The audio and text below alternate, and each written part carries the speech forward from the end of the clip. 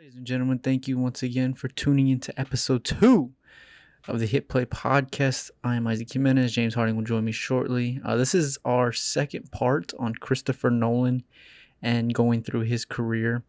In this episode, we talk about his films from The Prestige all the way until The Dark Knight Rises. Once again, spoiler alert for all those films. And without further ado, here's part 2.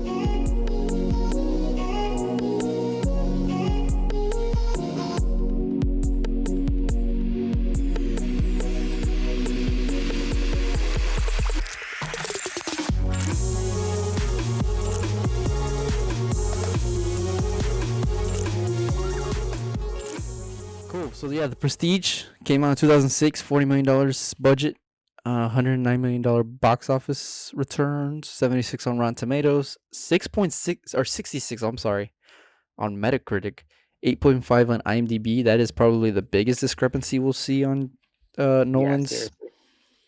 It's actually surprising. Yeah, sometimes I'm just like, critics, like, get off your high horses, enjoy a movie every once in a while.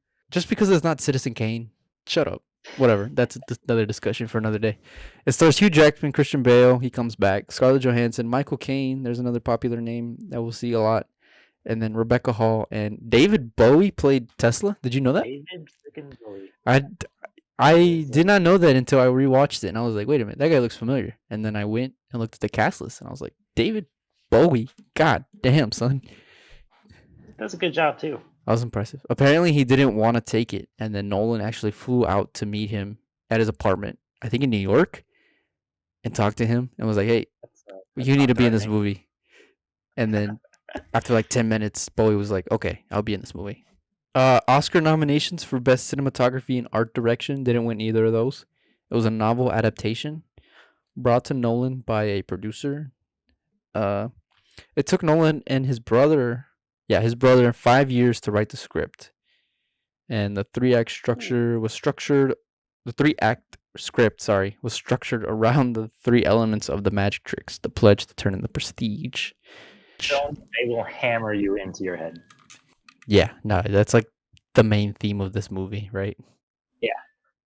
Every other conversation is, it's the pledge, it's the prestige. Well, we talked about this beforehand. You said you had a lot of thoughts about the prestige, so I'm going to go ahead and let you get into it. Yeah, it's so coming off of Batman Begins, I think it's a good cool down film, to go from a big blockbuster to kind of more of a smaller contained story. Yeah. I think that's I appreciate that. My big problem with the film is the ending. I also have problems with the ending, so you're not alone there. Yeah. Okay. As a story, the idea of these two guys, these two magicians, well, two in air quotes, magicians, one-upping each other and constantly trying to figure out what the secret magic trick is. How do you do this impossible magic trick?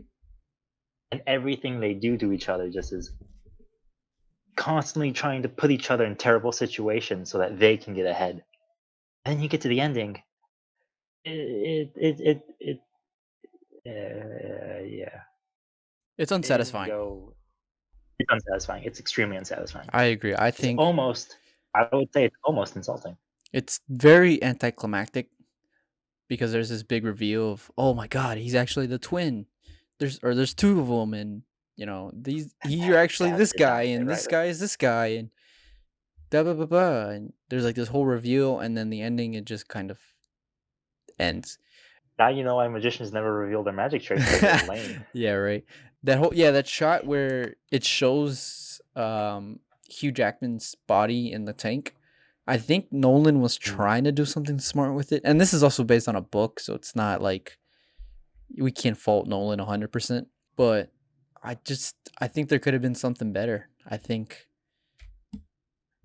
don't think that was a strong ending as far as like the build up to what we got to. I will say this: the build up is incredible. 100%, yeah.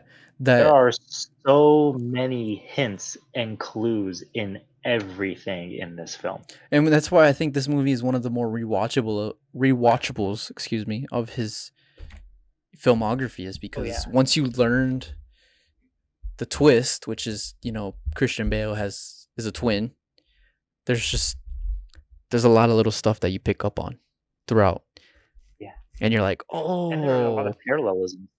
yeah, and it There's so many works. parallels. Like, I remember when I watched it. This is gonna be a total spoiler. When I watched it, and Christian Bale, his wife, hangs herself, and I'm like, why would she hang herself? There's no hint whatsoever. She's been drowning herself in alcohol. Why is she hanged? She should drown. What happens to Christian Bale at the end of the film? He's hanged. I'm like, why didn't I even think about that? That's But then, Nolan. what happens to Hugh Jackman? Hugh Jackman drowns. I'm like, and Hugh Jackman's wife drowns. His wife, I'm yeah. like, there. It's I see what you're doing, Nolan. Yeah, I see what you're doing. I didn't even pick up on that until you told me right now. That's how crazy. That's how subtle. And that's what I like about Nolan is how subtle he is with some of his parallels and uh, details that he puts in his films. That Yeah. if you watch it enough, you'll pick up on it, but it's not overt or anything, which I appreciate. I will say this though. One of my other big issues with the film is it is very similar to a magic trick, in that the more you think about it, the more holes you see in it. Mm-hmm. Yeah. I also think that both. I don't think both characters are fully developed. I think they're kind of. Okay, I think they're I actually do have something very to say about this. like if you take they don't have a lot of personality to them. If you take away their goal of we want you to die, basically, that's their goal of one another is like I want to Yeah, kill the other guy or be better than him. There's not really a whole lot there, and yet I think it's a yeah, credit to Bale and Jackman that they're still good performances. They're very, yeah. especially Jackman himself. I was like, God, this guy is so charismatic. Like I can see why women fall in love with him. He's a good magician. Yeah, that he's a good showman. Which He's a actually really good Nolan showman. Nolan claims when they were doing casting was he could see that Jackman is he knows how to work an audience, even just in on audition, which I thought is like, oh my God, Nolan, Yeah. you are have a great eye for talent. What do you think about the film sequel, The Greatest Showman? It took me a minute to understand that, but I saw what you did there. I saw what you All right, did there. no. Speaking of character, this is the film that really made me realize something about Nolan. A constant theme throughout all of his films is obsession.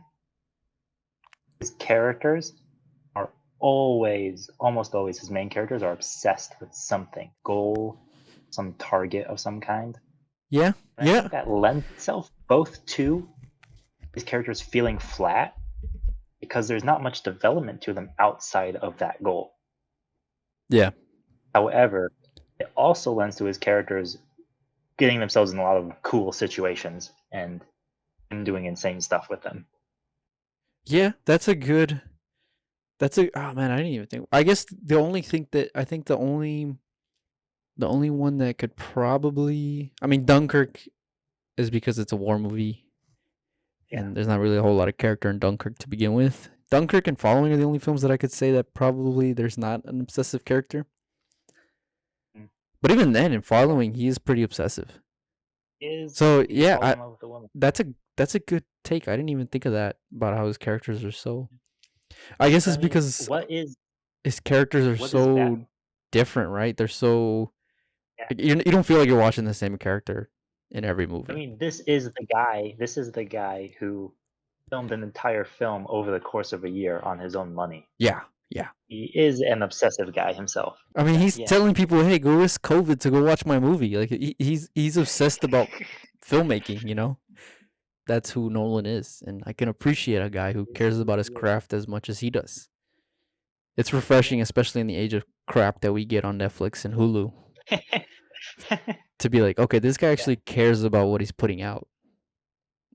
But I think that is why his characters come across the way they do. Like Hugh Jackman and Christian Bale play an obsessive character incredibly well. Mm-hmm.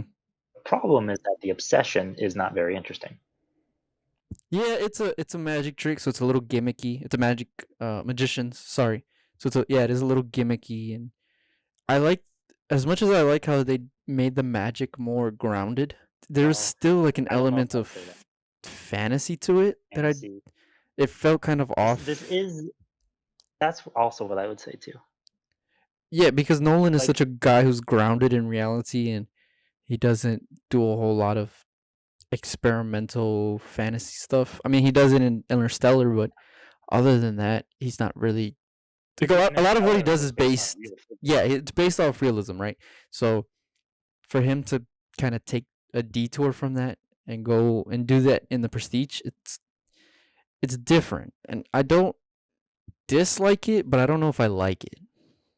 Very It's like neutral I was about it. saying earlier, where he gives a lot of exposition, but will still refuse to explain something. Yeah, We know yeah. everything about magic in this film. We Hmm. don't learn anything about the Tesla coils.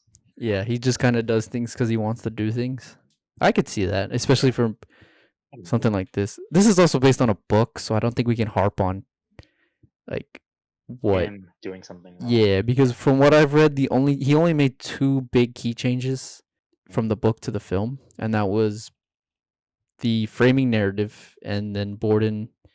There's like a there. I guess in the book there was like a supernatural subplot to it, and he kind of took that out, which is good. Um, I did want to ask you, how did you feel about the framing narrative where they're reading each other's journals? That was so incredibly confusing at first. That was another Yeah, like Memento-esque thing where I was like, what the heck is going on? yeah, What point in time are we? As the yeah. film went on though, I feel like I adjusted to it much faster than I did in Memento. And so I thought it was really, really cool. I think it's one of I those actually things. think Oh, go ahead. it added to the characters. It was one of those things that sounds good in theory. That's gonna be like, oh, this is gonna be groundbreaking or whatever.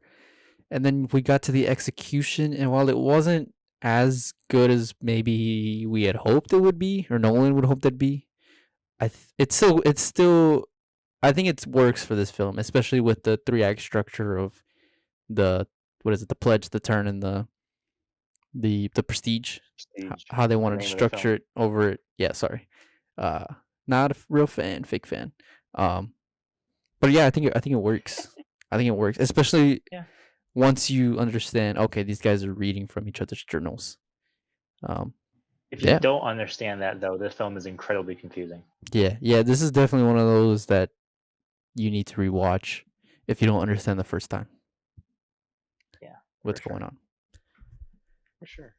All right, that is I put it in C tier. I'd say it's a solid C tier. I put it in the B, but I think it's like a B minus. Mm, I yeah, used to have I see it. that. I used to have it in the top 3 of my Nolans, and then I rewatched it recently, and I was like, you know what? It's not as strong as I thought it was. It's still very entertaining, but it's not his best work. Oh, for So sure. I think it's in the B tier for sure. Speaking of his best work, I'm so excited. The Dark Knight is is my favorite movie of all time, and anybody who knows me knows I do not shut up about it. Um, so that's why I'm a little so came excited out about this in movie. Yeah, go ahead. Sorry. Go ahead. 2008.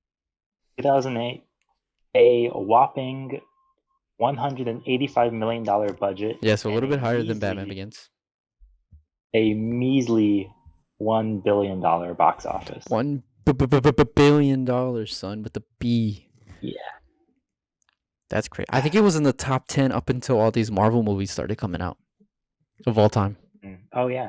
Well, this is 2008. Making $1 billion was like If you went through inflation, Sound of Music just kills everybody. Or not Sound of Music. Is it Sound? No, not Sound of Music. Is it Sound of Music? I don't know. I'm not gonna try and figure that out. I think it's Sound of Music. yeah, it's a good film. So we'll just say it's Sound of Music. Is that the one where it's the Germans, right? Nazis. Yeah. Okay, yeah, it is the Sound of Music. Okay, I knew what I'm talking about. That's film history, FMS 200 for you, boy. The cast between this film Yeah, go and for it. Batman Begins relatively the same, with the added actors Aaron Eckhart playing Two-Face or Harvey Dent, Maggie Gyllenhaal filling in for Katie Holmes. 9.0 on IMDb.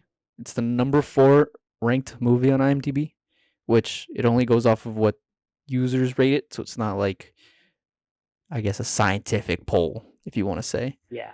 84 on Metacritic, which course I not. thought was ridiculous, and a 94 on Rotten Tomatoes, which I don't care about Rotten Tomatoes, but that's a good thing to kind of gauge it on. You only think it's ridiculous because you love the movie. What, Rotten Tomatoes? No, I don't like Rotten Tomatoes at all. But No, the 85%. the 84 on Metacritic? Yeah. Yeah, that's ridiculous. Critics are stupid. It is the first Did you know this? It's the first mainstream feature film to use 70mm IMAX cameras, which is going to be a staple of his career for the rest of his career. His frequent collaborators, yeah. Yeah. Added to the Library of Congress in 2020, along with Shrek. So it was a good year in 2020. Good, 2 top quality films were added to the Library of Congress forever and ever. It was nominated for Best Art Direction, Cinematography, Sound Mixing, Visual Effects, Makeup, and Film Editing. And it won for Sound Editing and, of course, Best Supporting Actor for Heath Ledger. That is the first major Oscar win for a superhero movie. It's definitely deserves it. Yeah, I wanted to ask, because I've been reading a lot, and I think the Dark Knight is starting to become where it's so highly rated that it's becoming overrated by people online.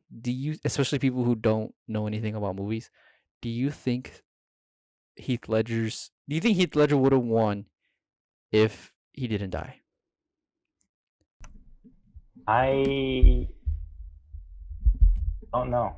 I don't remember at all who else was nominated in that for that year. Well, I got you right here. Okay. So Best Supporting Actors were Josh Brolin in Milk, which was that Sean Penn movie. Yeah. We had Robert Downey Jr. in Tropic Thunder, which is, I go back and watch Heath Ledger, that Academy Awards where they're doing the awards, and I'm like, why the hell is Robert Downey Jr. here? That's hilarious. So absurd. He was not gonna win that. I can tell you that much.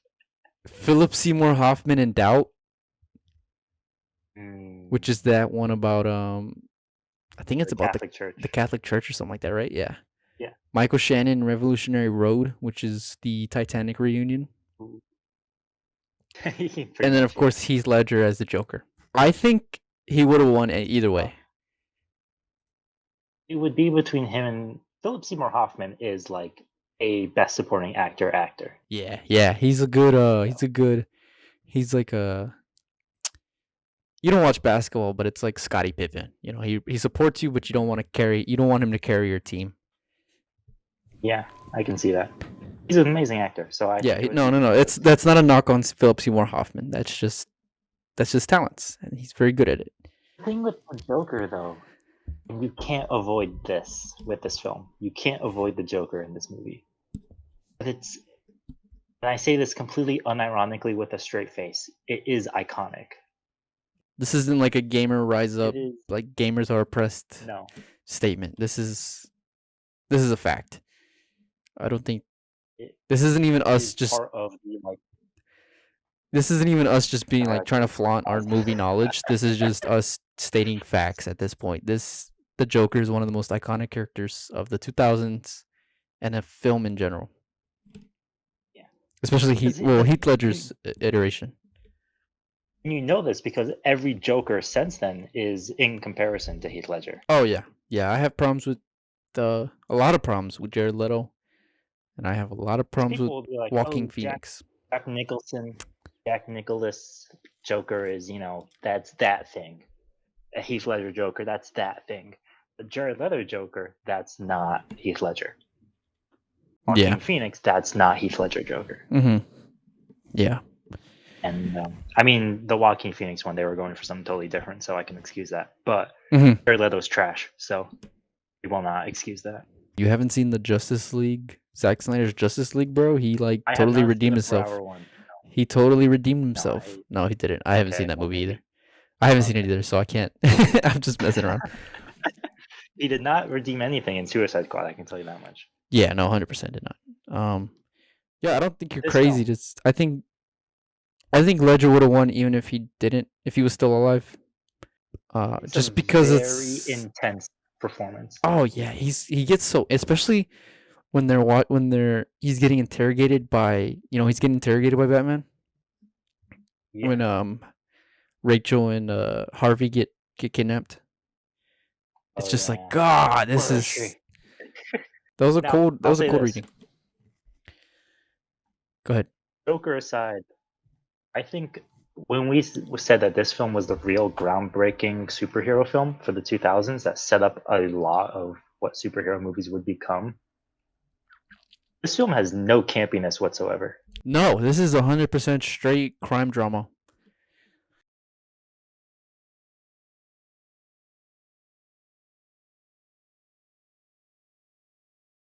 Pulls everything off. Yeah, there's a couple jokes here and there, especially from Michael Caine and Morgan Yeah. Freeman. And there's some humor when Batman is jumping away from people and it's like, haha, he does that. But Yeah. it's not as I This don't want film to. takes itself seriously. Yeah, there's not a lot of humor like Batman Begins. It's very much we're gonna truly explore who Batman Bruce Wayne is, and this madman, the Joker, who ba- basically tortures him mentally. It's Yeah. just like you're being mentally tortured for 2.5 hours almost, Pretty much, yeah. Pretty much. which is also something that And I I. think that's what makes this. Oh Yeah, go yeah, ahead. you go first.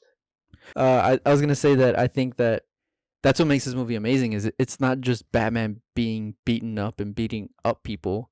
And I think that's the problem I have with The Dark Knight Rises. But with The Mm. Dark Knight is it's you're truly like this is Batman at his most vulnerable ever that we've ever seen him as far as movie versions for sure. I don't know about comics because I don't really read comics that much.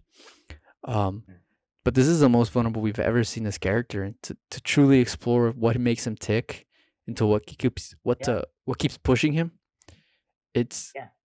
I just don't understand how you don't get enthralled by that. You don't get entranced by that. This is 2.5 of the best of what filmmaking can do for us as artists. It's just I don't know. I can't explain it because I love it so much. I think it's one of the greatest movies I of the will. two. It's one of the greatest movies of the 2000s for sure. I think it's one of the greatest movies of all time. I think it's Nolan's best movie. I just Part of what makes this film such a good, not just standalone film, but a good sequel to Batman Begins, because I think a lot of people talk about it as a standalone film. yeah. Oh yeah. Batman Begin ends with a reference to the Joker. Mm-hmm. They So set him up, so this is the sequel. yeah, there was a I lot of think. build up for this. I think what really works in this film's favor is the fact that it takes itself so seriously. Go from that super almost comedic and campiness to just straight like edgy, just full edge. I think really tells you that this is not like the play. This is going to be like it's still PG-13, so there's a lot of violence with nothing happening. But between the just brooding tone of the entire film, Batman's obsessive nature, Mm-hmm. and Heath Ledger's performance, and not only that, but this is one of the early instances of Nolan's three-way cutting, his editing, where he cuts between three different scenes. He intercuts three scenes with each other. So this film just hits you from all sides. And for a superhero movie to do that in 2008, when every superhero film was trash except for Batman Begins, Yeah. was like unthinkable. Yeah, this paved the way for every superhero movie to come after that. I mean, this is the reason why the Marvel Cinematic Universe exists, really. I mean, you can, Not only that, probably a lot of Marvel this is why fanboys are going to be mad by that statement, but it's true. Like without this yeah, trilogy and really The Dark Knight as its own, we don't have superhero movies in popular medium like we do now. Like we don't like I said, this is a great sequel, and the Marvel Cinematic Universe is nothing but sequels. yeah. So they were like, "Oh, this is how you do it. This is how you take one film and you branch it off into Mhm. something totally new." Marvel took that and ran with it. DC was like, crap, what do we even do now? DC was like, let's cut out 5 of the movies we need to set up our sequel, and then Yeah, we'll pretty just much. come out with crap. We do the And sequel. then 3 years later, we'll This- come out with this- another movie. But whatever. This is also why every DC film is super dark.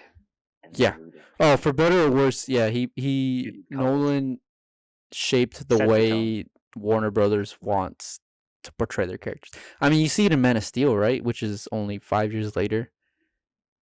Yeah. It's Superman is more of a dark, brooding character, and it doesn't quite work as well with Superman as it does with Batman. That's just because of the nature of their characters. Snyder also the actual style of cinematography and film that Nolan and Wally Fisher go for, a very handheld, very loosely put together, very fast editing. Mm-hmm. Marvel doesn't really touch that at all, but Zack Snyder definitely took that and ran with it, and that kind of has become the DC house style. Yeah, I think this is like what we said earlier about how Nolan sometimes meets blockbuster with art house films. This is probably one of, I don't want to say it's the best example, because I think there's other films that are better. Yeah, but I think this is him starting to get into that more, because Batman Begins was as good as Batman Begins was. It was very much a conventional summer blockbuster, and though we had more of a gritty, dark, brooding style, it was still a comic book movie. The Dark Knight eliminates that, like we said, and so we get that nice blend, and it really starts paving the way for how Nolan's career is going to play out from here on out. Oh yeah. Oh, for sure, absolutely. I mean, when you make $1 billion in the box office, there's an expectation there on out. Yeah, that's absurd. I can't. $1 billion is. It's not as high as grossing movie, but the fact that he was able to make $1 billion after doing, what was it, like 373 from Batman Begins? Yeah, that's what's crazy.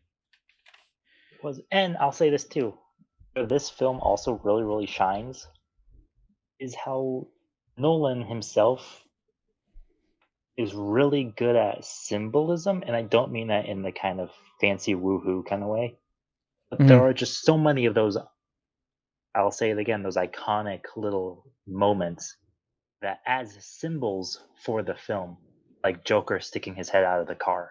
Yeah, is a recognizable image. And that's a good Nolan shot. does recognizable images well. I think if you took any still from when Harvey Dent is kidnapped up until Rachel dies, if you took any still in that movie, that's an iconic. That could be a poster. There's just the opening shot of the Joker holding the mask. Oh, that opening! This whole movie, this is, yeah. The just from the opening, you can tell we're in for a ride, right? When we're like, what are these guys doing? The 3 of a kind. Let's do this. It's like, oh, okay. Where's Batman? It's at the top for sure. And I'm very upset with Metacritic for only giving it an 84. I think critics are dumb. Should at least be a 90. But that's besides the point. Do you have any problems with this movie? One of the only places I will criticize it is it's 2.5 hours. It is long. So it is long, but in the day of age where we're releasing 4-hour movies on HBO Max, I don't mind it. Yeah. And maybe it's just because I've watched this movie a million times, and I watched The Godfather Part 1 and 2, which are both 3-hour movies, a million times. And I watched The Irishman, which is 3.5 hours in a theater. Yeah, seriously. And I only had to pee once. Maybe I'm just used to watching long movies where I'm like, oh, okay, dope. Like this is 2.5 hours. I can do that. But I mean, just saying it's 2.5, I don't think you can cut anything out, really. I think everything is, this is one of the rare movies where you're like, everything is almost perfect. I think Maggie Gyllenhaal, I have issues with. But again, I think that goes to the character. You might be right. I haven't. Yeah, I just, for some reason, the way she portrays Rachel is just like, I don't. Maybe it's her acting abilities. I don't know. I just, something about her performance just I'm just like, was that the best choice? Is that what we're trying to go for in this scene? But you might be right. It might just be the character. All right. Are Yeah. you prepared to move on? Do you have any last thing you want to get in? No. Dark We're not doing any in-depth discussions, so I don't really want to. Yeah, I don't really want to start down that road, anyways, because we'll be here for 6 hours. I'll let So you take off with Inception. yeah, moving on to 2010, we have Inception. It had a $160 million budget, 836.8 million made at the box office. 87 on Rotten Tomatoes, 8.8 on IMDb, 74 Metacritic. Are you surprised by that? Yes. Oh, kind of. I This think more so than The Dark Knight. This is the one I think most people have. They will say is overrated. Is Inception. Yeah, and I would agree to them to some degree, but we'll get into that a little later. This stars Leo DiCaprio, Ken Watanabe, who we've seen before, Joseph Gordon-Levitt, Marion Cotillard. Ellen Page was what she was originally credited as, but now she's come out as Elliot. He's come out as Elliot Page. Tom Hardy, Cillian Murphy, and Michael Caine. It was. Oh, hold on! Before we get into this anymore, we gotta talk about something about the Dark Knight. I'm sorry. Oh, of course. Was it nominated for Best Director or Best Picture? It wasn't? No. I think this is still at the point, like I said, superhero movies didn't really get a lot of respect or attention thrown at them. Yeah, but my argument against that is that Heath Ledger won Best Supporting Actor. So there should be some sort of like, okay, we can take movies seriously somewhat. Or comic book movies seriously. My argument against that is Stanley Kubrick was hardly ever nominated for anything to begin with. No, I'm not saying it's a knock against Nolan. I'm saying it's a knock against the Academy.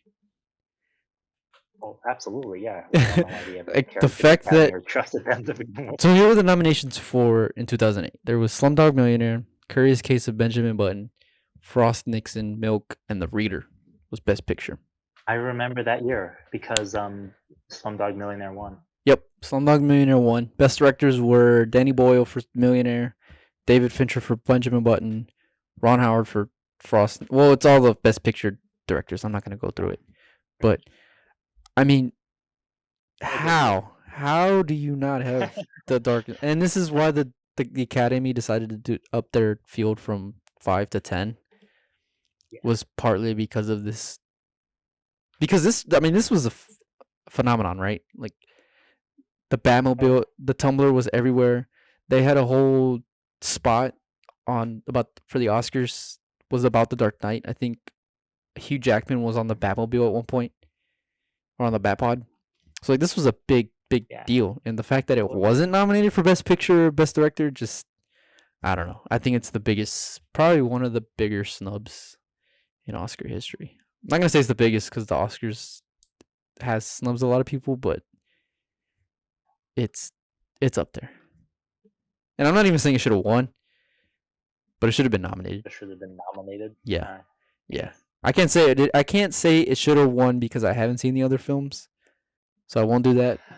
Except for Millionaire, I've seen Slumdog, but I don't know. Those are my thoughts. I don't know if you agree, if you disagree. I'm indifferent. Fair enough.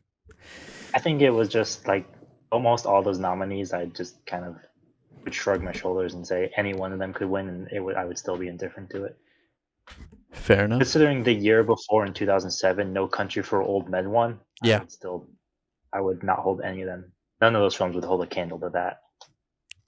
Yeah, that's how the Oscars go, right? There's like one solid year, and then we're in a rut for 3 or 4 years, and then there's like another solid year. Like we just had a solid year in 2020, or 20. Look at the bright side. Yeah, 2020.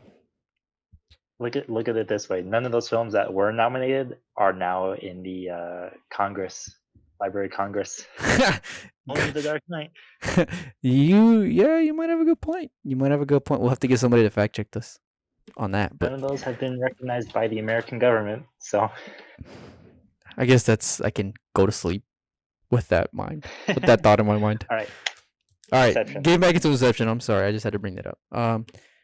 So it was nominated for Best Picture, Original Screenplay, Art Direction, and Original Score, and it won in cinematography, sound editing, mixing, and visual effects. Nolan, Better one visual effect. yeah. Do you know how long Nolan's been working on this? It took him 10 years or something like that to write. Yeah, he originally pitched the idea to Warner Brothers in 2002, but then he was like, "Nah, I need more experience first," and so he started doing his other works like Batman Begins, Prestige, and The Dark Knight before Warner Brothers was like, "Hey, you remember that idea you pitched us? You want to do it?" He's like, "Yeah, why not?" So Bad. that's how it came to be, and I think this is his first original work that he did up to his into his career. Yeah, because following, Following. except for following, yeah, Memento and Insomnia were with his brother, or Memento was with his brother. Insomnia was a remake. The Batmans are the Batmans. Insomnia was remake. Prestige was a book. Batman and Prestige was a book. So this is his first. Not bad. This is his first screenplay where he wrote it himself, and this is very much a Nolan screenplay. Yeah. Character does have an obsession. He wants to see his kids again. That is the bottom line driving force through the film. And then his wife. Yeah. What are So your thoughts on this film? yeah. So we kind of discussed this, where I have some interesting perspectives on Inception. I'm very much. This movie makes me bipolar to a degree. I'll watch it and I'll be like, wow, this is art. This is the greatest thing to ever exist. Why do I even like The Dark Knight? And then I'll sit on it and I'll be like, I'll start poking holes in it. And I'll be like, this doesn't work and this doesn't. And then I'm like, it's not that good. It's like maybe his fifth best film. And then I'll watch it again and I'll be like, okay, this is the greatest thing to ever exist. Why do I even like Dark Knight? And it's just like this everlasting cycle of, do I like this movie as much as I think I do? And I think the first time because like the first time I watched it, it was amazing. Second time I watched it, I was like, it's okay. Third time I watched it, I was like, oh my god, this is amazing. And so I have this weird flip-floppy love hate. Yeah, it's like I just flip-flop on it all the time. I think it's one of his better films. It's definitely a good original film. Oh, absolutely.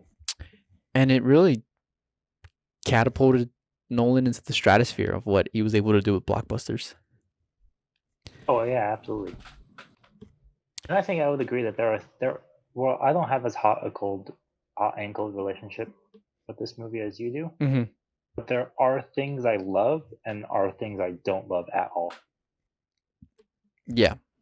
Like taking the story of this film is amazing. I love it so much. Like, it's one thing to say I'm gonna make a movie about people who plant ideas into people's heads. Mm-hmm. To dramatize that as a heist film, breaking into someone's mind to plant an idea is insanely cool. It's very surrealistic. Cool yeah, I remember watching the trailer for this and I was like, they go into people's dreams? What? That's so crazy. And I was like 12 at the time, so I didn't really understand the concept of movies. But I was just like, oh my god, that's so cool. I need to watch this. And then I didn't watch it for the next 9 years of my life. But yeah, I think this is again Nolan this is art house meets summer blockbuster. I think this is probably the peak of that. I think this is when he's at. I will disagree with that statement, but we'll get to it. Okay. Yeah, I think this is him starting to take weird abstract concepts in his mind, and he's starting to experiment more and more with what he can do in the medium. Absolutely. And I think it works. I think it obviously works. It grossed a lot of money, but I think it works very well as what he wanted to do with it. And we have again the classic, the iconic shots, the city folding on top of itself, the cafe where everything explodes around them. Yep. Even just the soundtrack itself has become a meme. The time. Yeah. Oh yeah, the Brahm sounds that are in the trailer. Bass. Yeah, that's like that plagued the rest of the 2000s. the 2010s Pretty- with yeah, the pretty much. yeah. My I think main criticism with this film, though, go for it. I'm gonna cut you off to say Yeah, this. go for it. My main criticism is that it's PG-13. There Oh, are interesting. so many scenes of just like I remember a specific shot where they're in the streets having a shootout. They reverse a car into a guy, and the guy sprays into the back window, and no one gets shot. Huh? Like point blank, people are in the Oh, I see street. what you're saying. And like Yeah, this is one of those films where I'm like, just let people die, Nolan.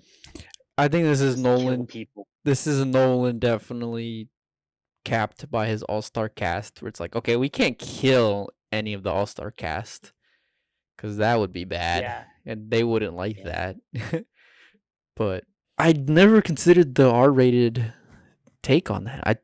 I think it works as a PG-13. I think I would be interested in seeing. I would be interested in seeing a lot of R-rated movies.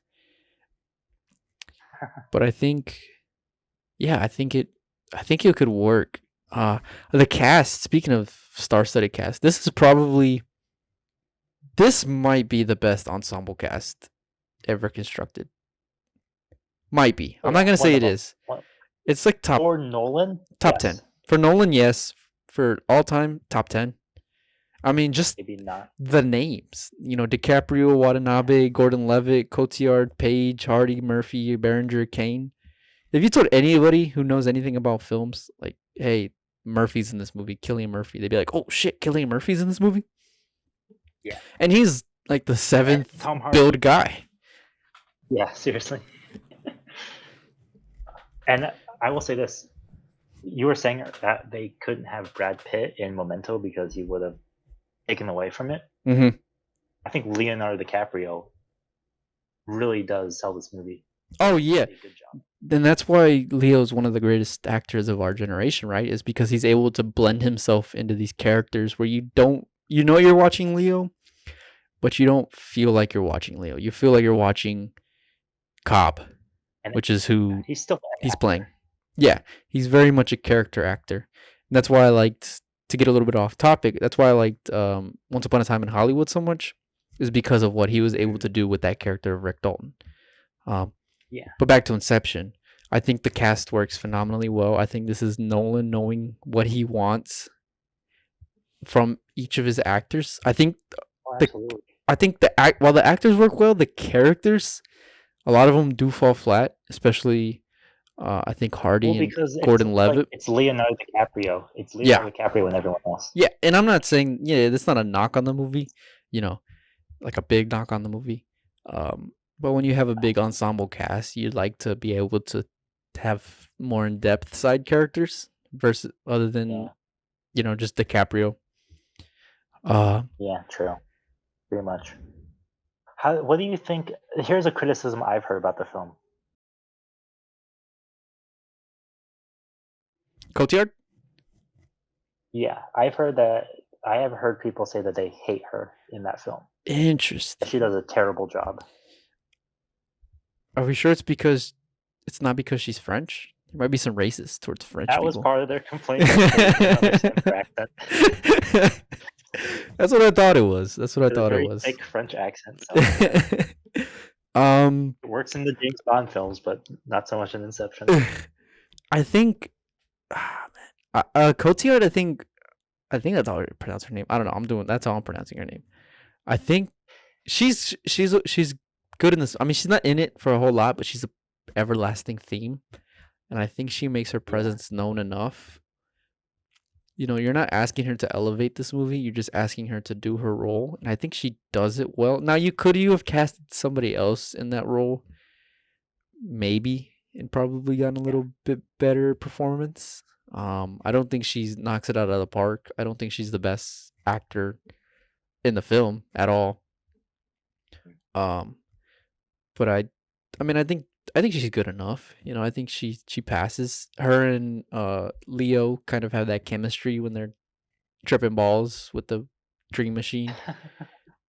Yeah, true. Where it's like you feel like they actually care about one another and love each other, and that they're a loving couple. Well, they both have different obsessions, though. Yeah, yeah. And that goes Leo back is to that obsessed with her. theme of obsession. She is obsessed with dreams. Yeah, that's such an interesting theme too, right? Dreams. Yeah.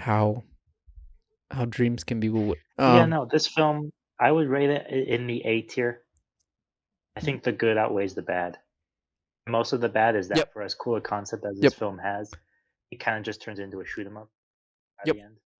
I agree. I think a lot of people overrate this movie because of the confusing ending and like the ending where uh that we don't does the top spin, does it not spin? And people are like, "Oh my god, that's great." It's okay. It works for this movie. I don't think it's mind-blowing, but I It works think better here than it did in Insomnia. agree. I or Insomnia? Yeah, okay, okay. Yeah, I see what because you're saying. you were talking about like, did he do it? Did he not do it? Yeah, yeah, I agree. I agree. Yeah, yeah.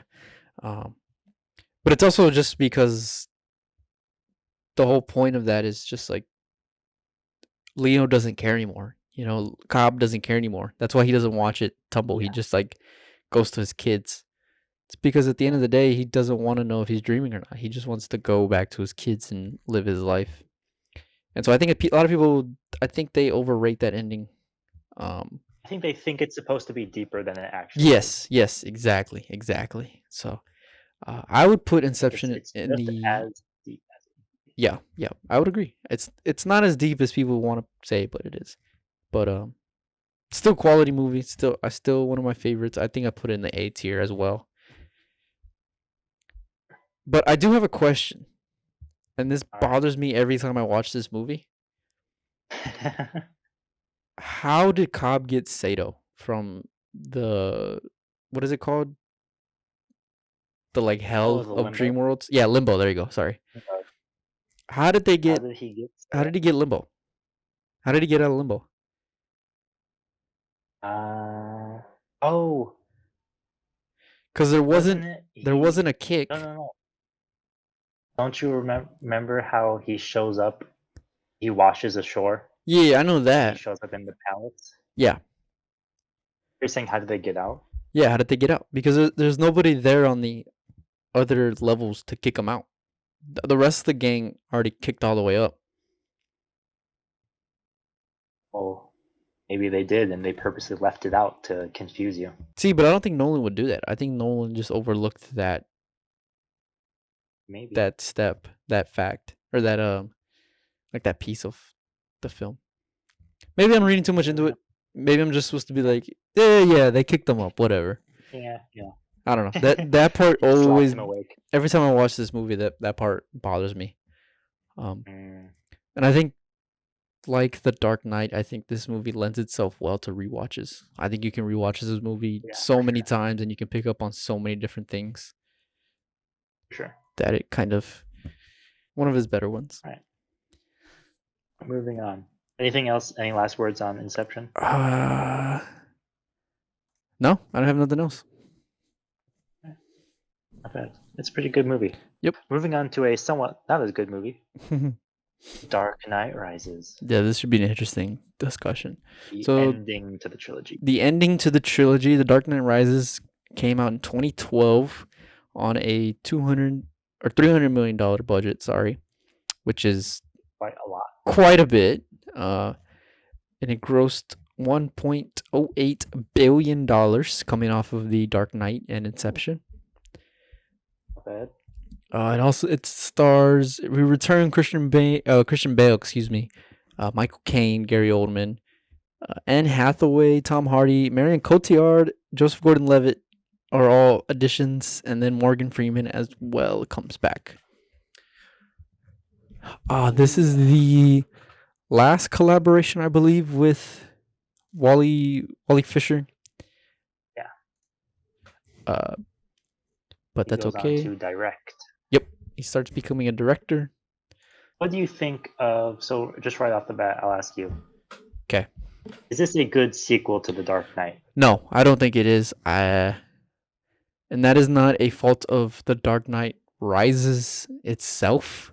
It is a fault of The Dark Knight just being on a higher level than anything we had ever seen in that decade, more or less. I don't think it's an adequate sequel, but I don't think it lives up to the sequel, the Dark Knight. And a lot of that is because we lost Heath Ledger. I think if Heath Ledger came back or was alive, excuse me, if Heath Ledger was alive, the Joker would definitely. I mean, we got freaking what's his face back. Cillian Murphy came back. Oh yeah, Cillian Murphy, sorry, came back. So we would more than likely get Heath Ledger back as a Joker. maybe. And Yeah. I think that hurts. I think when you lose a character like that and an actor like that, you kind of there's a hole.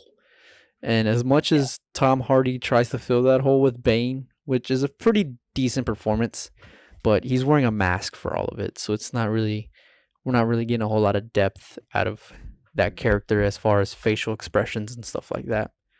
Um, I mean, it's still an entertaining movie. I have the whole trilogy, so I rewatch it every once in a while. But I definitely prefer the the Dark Knight and Batman Begins over the Dark Knight Rises. So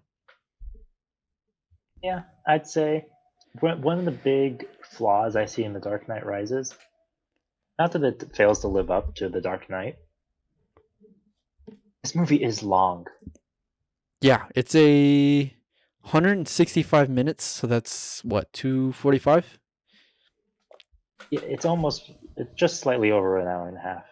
But like this is not like The Dark Knight. You said that everything in The Dark Knight felt like it deserved to be there. You could edit down Dark Knight Rises. Yeah, the whole thing with Ra's al Ghul coming back, I think, was my biggest problem with that. It was like we dealt with this guy. Dude, I don't even remember that.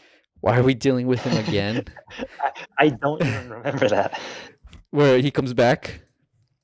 Yeah. Well, like he doesn't come back, but his daughter Okay. comes back. So like the I guess what I'm trying to say is like the presence of the Al Ghul and the League of Shadows comes back, and it's like we already dealt with that. Like, why are we going back to that? That'd be like at Spider-Man 3, William Dafoe comes out with Sandman and Venom, and is like, "Ah, you and me, Spider-Man." It's like, no, we already killed you. Go away. I didn't really. I can see that. I didn't really like the League of Shadows kind of callback that they brought. I don't know. There's a lot of problems with this. It's definitely the weak part of the trilogy, but it does have some good points. I will say that I like that we continue to beat the shit out of Bruce Wayne. This time physically, when he's getting beaten up, in the sewers, it's like, oh my god! I remember when they broke his back. I was watching that in theaters. I was like, holy crap! Like you can do that to Batman? It's like Batman's supposed to be this dude who beats anybody, and he's just getting whooped. Like, wow. Sure. So I think I'll ask you this: Joker aside, how is Bane as a villain? how Bane is you lost a lot of depth. There's not a lot of There depth. are still the iconic moments. There's still the nobody cared who I was before I put on the mask. That whole intro scene again. Nolan with his intro scenes, fantastic stuff. Bane impressions did not stop for like 4 years afterwards. I was guilty of that. With Joker, I people was annoyed with Joker and Gamers Rise Up. The Bane impressions did not stop. I am very much guilty of Bane impressions. So I apologize if I ever did one in front of you. I think he's a good character. I think another problem with this is it goes back to this movie is very much still, it kind of goes back to being a comic book trilogy and not a crime drama trilogy like The Dark Knight. This one was a bit more comic booky. There's a lot more goofiness. There's a little bit more one-liners. It tries to take itself seriously in some of the parts. There's Catwoman. There's the whole nuclear bomb thing, which I'm like, how feasible is that really? I have 2 notes on this film: super long, and the nuke thing is stupid. The nuke thing, for a director who likes to be super realistic in his movies, this was a big miss because he's coming off The Dark Knight, which is super, it's more realistic and grounded, and he kind of goes a little bit out of left field with this one. This one is definitely more blockbuster than art house film. I think this is straight blockbuster versus than art house film. Absolutely. This is Nolan Absolutely. just being like, yeah, we're just gonna finish this. It's still good, you know. You still have the ending of There Batman. are moments. Yeah, the ending of that ending scene with Alfred finding Cafe. Bruce in the cafe Yeah. is that still gets me hype. That whole montage leading up to it still gets me hype. I'll just put I that on. remember I'll put that on the YouTube and just be like, oh, this is art. yeah. But Or then I'll the when Bane takes over and there's the football scene in yeah, the that football part. I stadium. remember seeing that part in the theaters too and being like, holy crap! Like, did they actually blow up a football field for this? Why do we not hear about this in the news? I was like, wow, Yeah, seriously. that's so impressive. But yeah, there's really not a lot to say about the Dark Knight Rises because it's kind of straight. It's straightforward, really. It It's doesn't. very straightforward, but Yep, it's a little underwhelming. it doesn't do much as far as pushing the genre forward like Begins and The Dark Knight did. Um, That's actually a really good point. Batman Begins did a really good job merging the 2000s edginess with the old school campiness of superheroes. yep. The Dark Knight did a good job of just reinventing the edginess. Hmm. Dark Knight Rises doesn't really bring something new. It's just more edginess. Yeah, and it's a little disappointing because we were up to this point. Nolan was always pushing himself forward and kind of Yeah. doing more things with what he was given, and he was always pushing the envelope of what he could do. And so, I respect the fact that the opening scene was actually shot on a plane yeah, in that the sky. that opening scene is ridiculous. I can watch that opening scene all the time and not get bored Yeah. of it. It's yeah. I, So I, I put it in the C. I put it in the C I category. would also put it in the C category with Insomnia. I think it's more entertaining than Insomnia because it's the Batman franchise. But I think as far as like mid-afternoon special, like I'm not putting the dark like if somebody puts on the Dark Knight Rises and we're in the prison, I'm not like, whoa, we got to go back to the beginning. Like I'm doing that if we're watching The Dark Knight or if we're watching Interstellar, but I'm not doing that with The Dark Knight Rises. I'm Yeah. like, all right, yeah, we'll start watching from an hour and a half in. I'm okay with it. This film is, yeah, individual moments are really stand out and amazing. Like the whole when Bruce Wayne is in the underground, like that hole in the underground, and he Hmm. has to climb up out of the well. That Yeah, whole sequence is amazing. that is a The very opening, the football field, the freaking when uh, Gordon, James Gordon goes on trial and he has to walk across the ice. That scene was also great. Problem is that there are also so many other scenes that I don't even remember happening. yeah, it's a very forgettable in the filmography if it wasn't I didn't even a Batman realize movie. Ra's al Ghul was in this movie. Yeah, his daughter is Marion I didn't Cotillard. remember that at all. Because I saw her on the starring on the cast list, and I was like, I don't remember her at all. What does she do? she was Oh, and then she's his love interest until she oh, betrays him at the yeah, end. that's boring. Yeah, it was kind of a That's boring. little disappointing. But Also disappointed. how do you feel about Anne I don't know what Hathaway? you're. Oh, I was gonna say, how do you feel about Joseph Gordon-Levitt? Anne Um, Hathaway. yeah, how do you feel? Anne Let's Hathaway. start with Anne Hathaway while I She develop my Joseph Gordon-Levitt take. she does a better Catwoman than Halle Berry. Oh, that's not even saying anything. That the bar is on the floor. I don't know. I just never really have liked Catwoman as just a. There are Standalone so character. many better. Yeah, not just as an animal character, just as a superhero, Yeah. regardless of male or female. She just has never been the most interesting Batgirl. Barbara Gordon is way better, just a way better character than Catwoman ever has been for me. Um, so it's one of those things where it's like she's just kind of there. I don't remember much of what she does. I remember her in the cafe scene. I remember her wearing, not wearing, but riding that motorcycle. The Batpod. Outside of that, everything else just goes over my head, and I just don't really remember. Yeah, it's all right. She's not a bad actress, but it's not a good character. If that makes sense. Yeah, And the same would go for Joseph Gordon-Levitt. yeah. He's a good actor, but it's not a good character. And this is Nolan once They do again, like where we're like, this nothing is with yeah. Robin in that film. These are underdeveloped characters. Literally, what they do, I don't know if you remember this.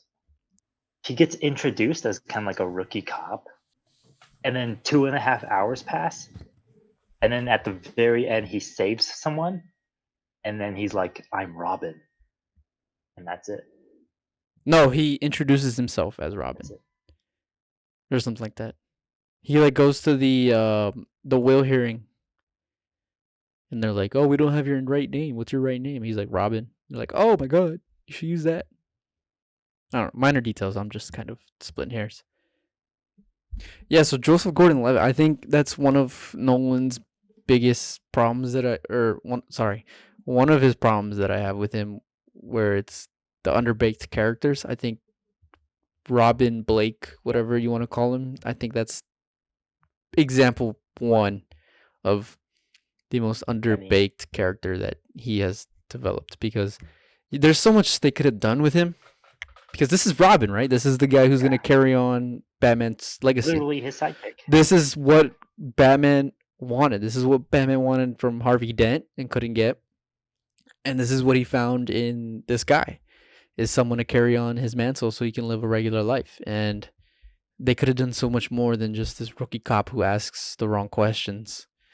I don't think it works. I think JGL, as good as an actor he is, I don't want to say he's miscasted, but it feels like he wasn't given a lot to work with. Or he was just edited out. Or he could have been edited out. We don't know, because we don't work in Hollywood. So you could be right about that one. So yeah, any last thoughts about Dark Knight Rises? Nope, not really. I probably wouldn't watch it unless somebody said, "Let's watch Dark Knight Rises." Yeah. I definitely prefer, like I said, I prefer Batman Begins and Dark Knight over Rises. I think this is the one time I agree with the critics on the 78 Metascore, where I'm like, yeah, that's reasonable. Yeah, it's not, like I've said, it's not offensive. It's not insultingly bad. It's just kind of a letdown. It's not impressive. It's not impressive. Yeah, especially when we just came from Inception and The Dark Knight.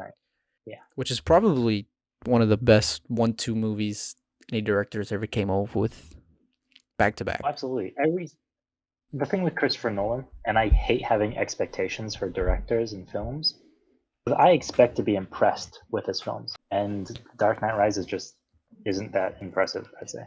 Fell flat. Unless you learn the making of, in which case, absolutely. Oh yeah, if you get the featurette behind the scenes, good stuff.